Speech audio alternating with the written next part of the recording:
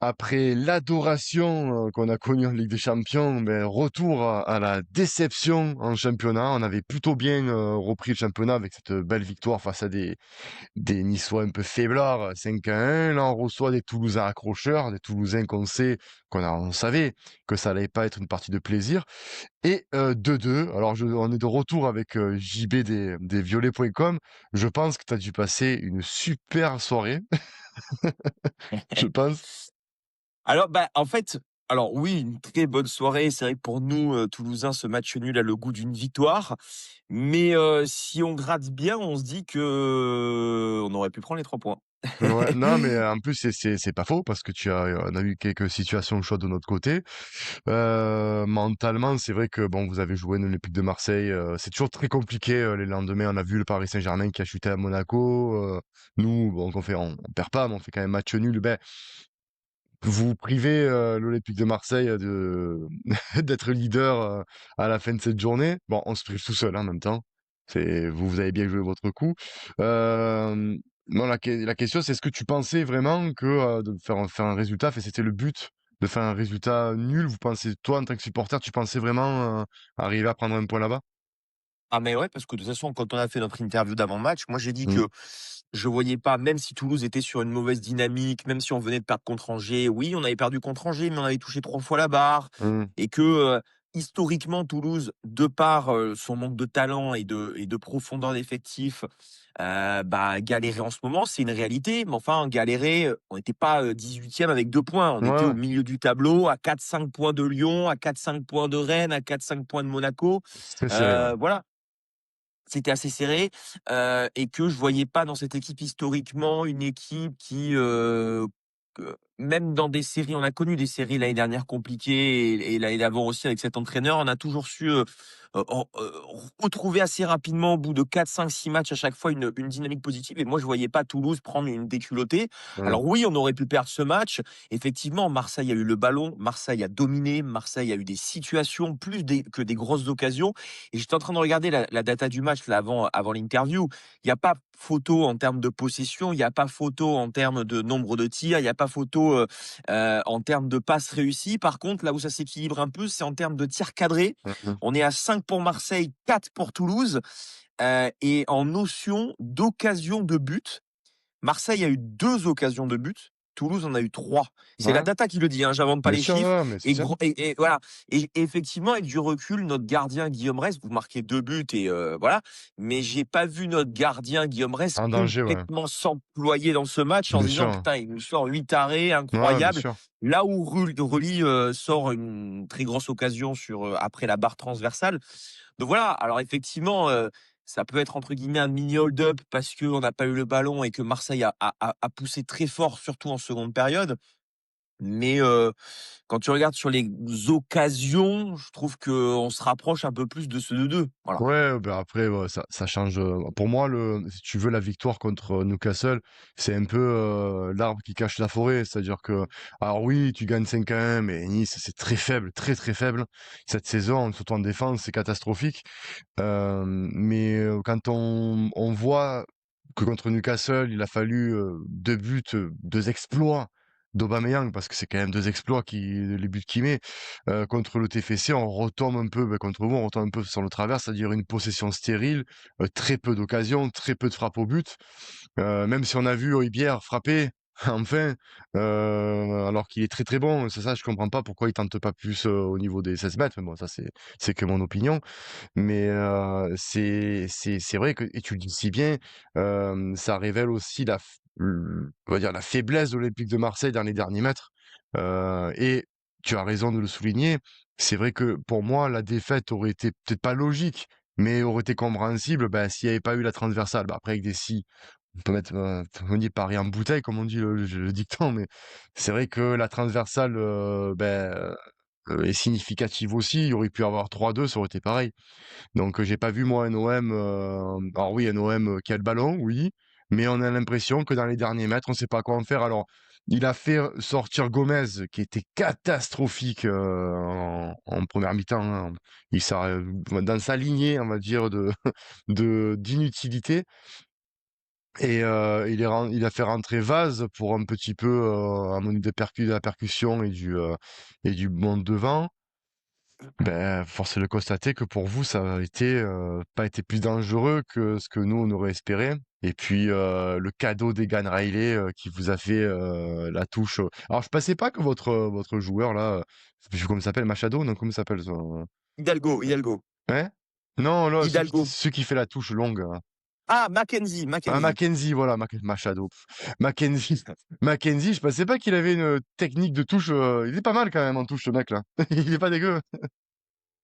Ah, alors c'est marrant parce que, c'est-à-dire que depuis maintenant, mais je pense que les Marseillais l'avaient vu parce qu'à peu près depuis 2 mois à peu près, on fait ça, 10 fois par match. Mais vraiment, c'est-à-dire que et ça devient même un running gag, hein, auprès des supporters du TFC. C'est vraiment 10 fois par match.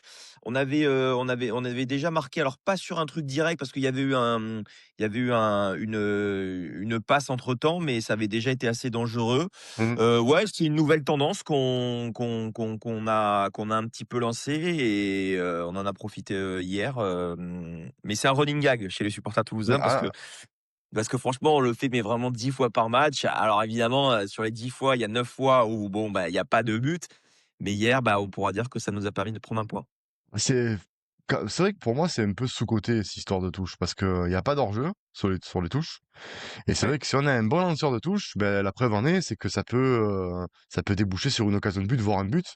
Donc, fut un temps, dans les années 90, ça, pour ceux qui sont de ma génération, peut-être de la tienne, c'était, on avait le cas avec des gros lanceurs de touche comme ça, surtout des Brésiliens. Mais Ouais. il y avait même des pirouettes à un moment donné. Les mecs, ils étaient des fous furieux, là, ils faisaient des pirouettes avant. Mais c'est vrai que ça faisait longtemps qu'on n'avait pas vu des grosses touches qui amenaient des occasions de but derrière. Et bon, ben, il fallait bien qu'on relance un peu nous, parce qu'on en a bien relancé à l'Olympique de Marseille, nous. On relance les équipes faibles, on relance les équipes qui sont pas bonnes, et on relance aussi les vieilles coutumes, tu vois. C'est pas, on est un club relanceur, tu vois. On est un tremplin, nous. Ouais. On est un tremplin. Après après très honnêtement, enfin encore une fois, hein, je vais te dire un truc, je suis pas un spécialiste de Marseille, je suis un spécialiste de Toulouse, Ouais, mais bien sûr. sur le match, voilà, je pense que sur la première mi-temps, le scénario fait que Toulouse a un peu, je pense, je vais pas dire empêché, mais un peu, décontenancé, on va dire, Marseille, parce qu'on marque finalement assez rapidement Mm, et là, ils se disent, et d'ailleurs, j'avais, dans notre groupe de copains du site, on se disait: «Putain, les Marseillais, ils nous laissent des boulevards derrière, il y a vraiment un truc à faire» et sur mm, deux trois sorties, bah, tu sais, quand tu es sur le terrain, tu vois, Toulouse qui sort, 3-4 fois et qui à chaque fois, ça c'est pas loin. Bon, je pense que dans la tête, ça a dû jouer. Après, sur la seconde période, très honnêtement, moi, je m'étais dit, il faut absolument pas qu'on prenne un but très tôt parce que sinon, on va prendre la foudre et deux, trois fois, c'est parti. C'est pas passé loin quand même. Il non, y a eu deux, trois frappes.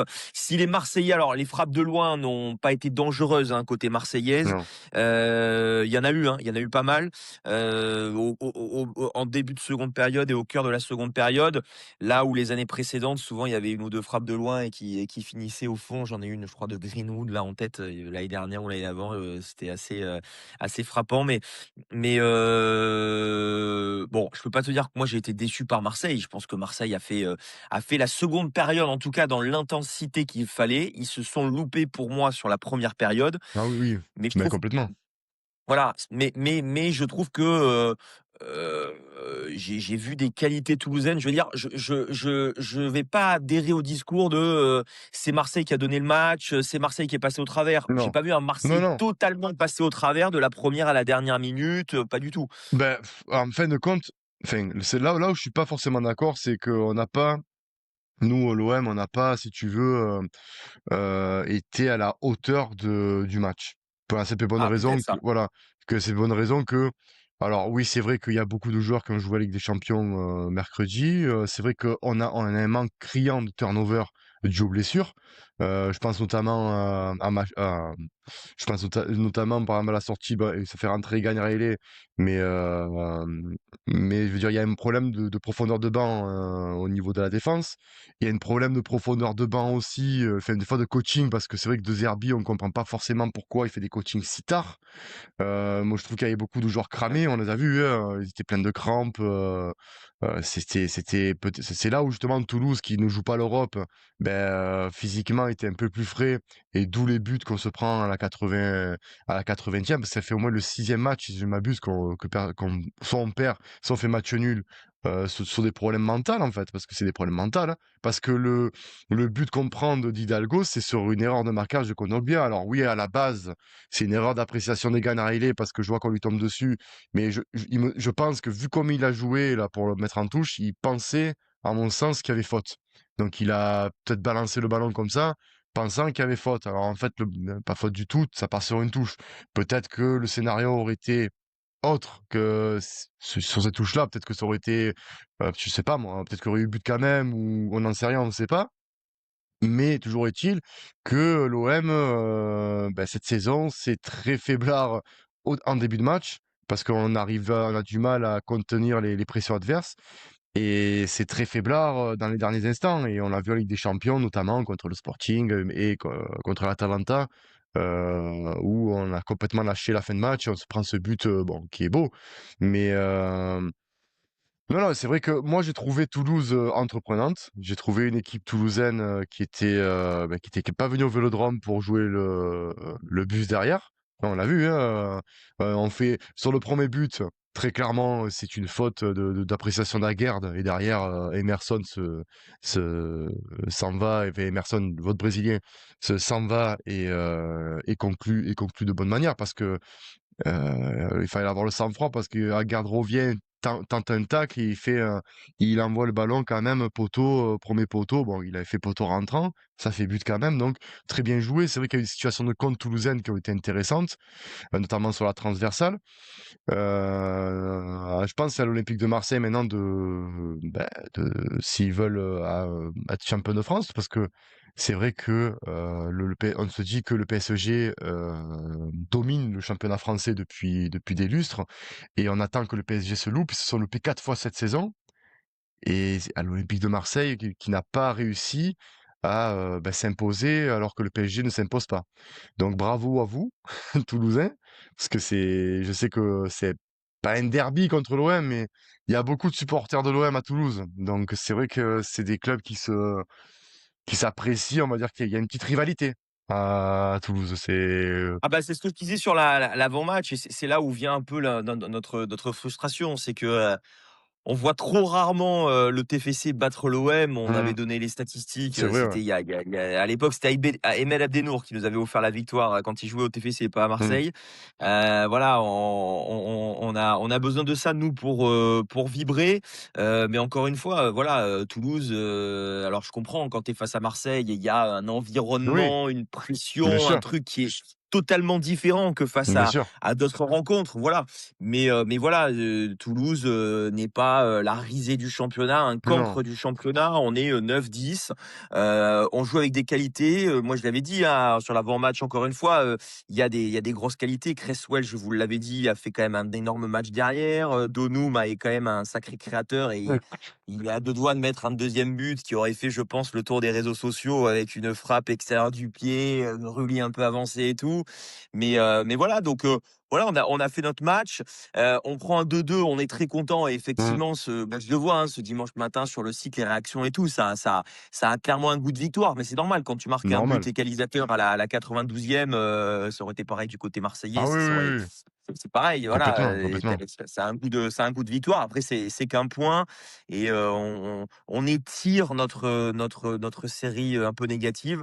Il va falloir maintenant, sur les 2 derniers matchs, avant Noël en Ligue 1, Mmh. Alors retrouver le c'est goût de la quoi victoire. c'est quoi votre actualité, du coup? C'est quoi vos matchs, On reçoit Strasbourg la semaine prochaine, et on va au Paris FC, juste avant Noël. non, 2 gros matchs Donc, quand même, 2 matchs Mmh. intéressants, parce que Strasbourg, bon, bah, ça fait partie des gros maintenant de Mmh. ce championnat, et le Paris FC, c'est un peu plus notre milieu du tableau. Donc là aussi, Ouais, si on veut passer la trêve hivernale, autour de la 9e-10e place, ce qui je trouve, serait un bon classement pour ce TFC-là qui a perdu quand même pas mal de joueurs au mercato, d'été. c'est vrai, Il va ouais. falloir qu'on prenne 3-4 points. Donc voilà, j'ai été fier des Toulousains. J'étais très content du but d'Emerson et même de la performance de notre attaquant parce que il sortait d'un match très frustrant contre Angers où il a raté un but tout fait et il a montré de vraies qualités. Et j'ai Mmh, vu une équipe qui n'a rien lâché, j'ai vu une équipe qui a tenté, j'ai vu une équipe qui est pas passée loin de son coup, de faire un joli coup à Marseille. À Marseille qui a été décevant en première mi-temps, qui mmh. s'est quand même vraiment réveillé en deuxième.